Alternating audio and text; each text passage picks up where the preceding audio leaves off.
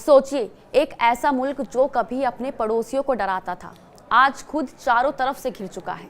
भारत पानी रोक रहा है, अफगान तालिबान धमकी दे रहा है, ईरान दीवार खड़ी कर रहा है और पाकिस्तान बस बेचैनी में बड़बड़ा रहा है। क्या पाकिस्तान का अंत शुरू हो चुका है या फिर ये सब कुछ किसी बड़ी उथल पुथल का इशारा है?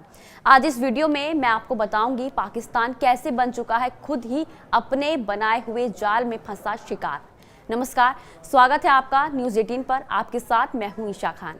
पाकिस्तान की सबसे बड़ी चिंता आज पानी है और ये चिंता तब और गहरी हो गई जब भारत ने सिंधु जल संधि को निलंबित कर दिया। ये वही संधि है जो 1960 में भारत और पाकिस्तान के बीच हुई थी, जिसमें तय हुआ था कि भारत 3 पूर्वी नदियों का और पाकिस्तान 3 पश्चिमी नदियों का इस्तेमाल करेगा। लेकिन अब भारत ने फैसला लिया है कि वो अपने हिस्से का पानी रोकेगा, चाहे वो खेती के लिए हो या फिर बिजली बनाने के लिए। पाकिस्तान, जिसे पहले इस पानी का बहुत हिस्सा मिल जाता था, अब प्यासा होता जा रहा है। पाकिस्तान में अब नेता और जनरल एक ही सुर में बोल रहे हैं कि पानी हमारा खून है, बहने नहीं देंगे। लेकिन सच्चाई दरअसल ये है कि पाकिस्तान को ना तो अब अंतर्राष्ट्रीय समर्थन मिल रहा है और ना ही कूटनीतिक सहानुभूति।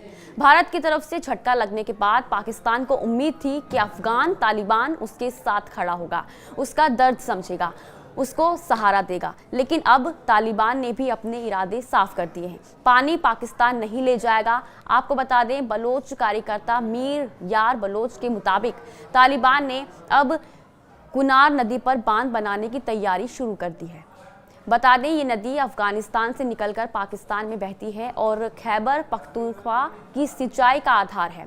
तालिबान के जनरल मुबीन ने खुद इस इलाके का दौरा किया और कहा कि ये पानी हमारा खून है, हम इससे अपनी बिजली बनाएंगे, अपनी खेती को मजबूत करेंगे, वहीं पाकिस्तान में नहीं बहने देंगे। अब देखिए, अगर तालिबान इस पर अमल करता है तो पाकिस्तान की खेती को गंभीर नुकसान हो सकता है। अब बात करते हैं उस देश की जिसे पाकिस्तान कभी इस्लामी भाईचारे का साथी मानता था, ईरान।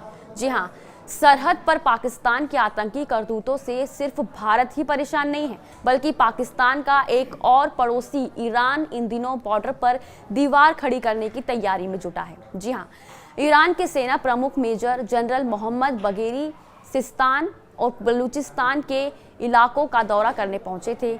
मीडिया रिपोर्ट्स के मुताबिक जनरल बगेरी ने जहां वरिष्ठ कमांडरों के साथ बैठक की, वहीं इस बात के निर्देश भी दिए कि ईरान की पूर्वी सीमा अफगानिस्तान और पाकिस्तान से लगे इलाके में सीमा पर सुरक्षा दीवार बनाने का काम तेजी से पूरा किया जाए।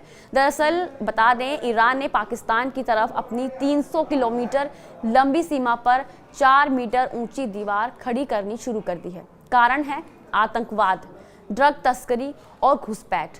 ईरान का कहना है कि उसके सिस्तान और बलूचिस्तान इलाके में हो रहे आतंकी हमलों की जड़ें पाकिस्तान और अफगानिस्तान में हैं।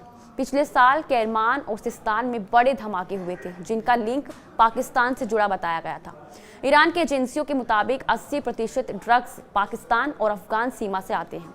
इसलिए अब वो किसी भी मुलाकात या बातचीत में भरोसा नहीं कर रहे। उन्होंने हथौड़ा उठा लिया है और दीवार उठाई जा रही है। ईरान के सिस्तान को लगातार चुनौतियों का सामना करना पड़ रहा है, जिसमें जैश अल अदल आतंकवादी संगठन के हमले शामिल हैं।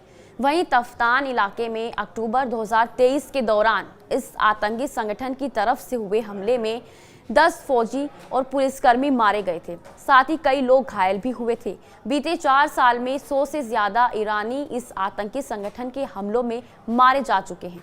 जनवरी 2024 में ईरान ने पाकिस्तान पर आतंकी संगठन को पनाह देने का आरोप लगाते हुए बलूचिस्तान में सर्जिकल स्ट्राइक की थी। वहीं जवाबी कार्रवाई में पाकिस्तान ने भी ईरान के माथे तोहमत लगाते हुए मिसाइलें दागी थी। बता दें, बाहर से चौतरफा संकट झेल रहे पाकिस्तान की आंतरिक हालत भी कुछ बेहतर नहीं है। देश में राजनीतिक अस्थिरता है, एक तरफ सेना का दबदबा, दूसरी तरफ आर्थिक बदहाली, डॉलर की किल्लत और महंगाई चरम पर और जनता हताश। सबसे खतरनाक बात यह है कि पाकिस्तान की सेना और आतंकी संगठनों की जो भाषा है वो एक जैसी होती जा रही है। जब जनरल भी हम खून बहा देंगे जैसा बोलें तो दुनिया को समझ आ जाता है कि हालात कितने गंभीर हैं। अब बड़ा सवाल, क्या पाकिस्तान के पास कोई रास्ता बचा है? ऐसे में पाकिस्तान के पास सिर्फ एक विकल्प है और वो है सुधार। उसे अपनी आतंक नीति छोड़नी होगी, कूटनीतिक संबंधों को फिर से खड़ा करना होगा और जल संकट जैसे मुद्दों पर आक्रामकता नहीं, समझदारी दिखानी होगी। पानी से लेकर बारूदी सुरंगों तक हर मोर्चे पर संकट है, लेकिन क्या पाकिस्तान इससे उबर पाएगा या फिर से अंत की शुरुआत है? क्या पाकिस्तान को अब सबक मिल चुका है? इसी के साथ आज के लिए बस इतना ही। नमस्कार।